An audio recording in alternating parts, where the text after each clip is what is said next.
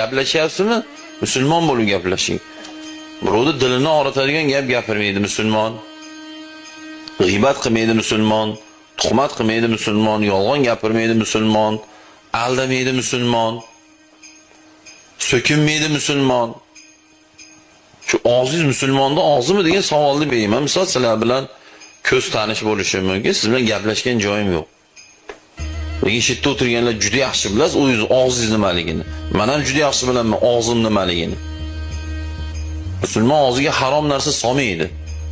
Nos solmaydi, sigaret tortmaydi. Aroq, vino, konyak degan negalib, psixotrop tabletkalar, chilim, kalyan. Og'zini toza tutadi. Nimaga? Shu og'zingiz Alloh deydi. Shu og'zingiz bismillah deydi. Hech o'zi yer qimirlaganda la ilaha illalloh deysiz-ku, to'g'rimi? Hech olmaganda. O'shaning uchun Alloh chiqadigan yo'lni toza tutish kerak. Mana mehmon keladi, shu uyni tozalashgan-ku, to'g'rimi? Ag'ini qilib, bu yog'ini qildi. Qancha tozalashgan? Ha, og'zimizda Alloh chiqadigan mana og'iz toza turish kerak. Ha, bugun inaynisi ham, buvisi ham, hammasi ham shu og'izdan chiqadi. Yana zikr qilib o'tiraveradi, subhanalloh. Bu qana og'iz bu og'iz.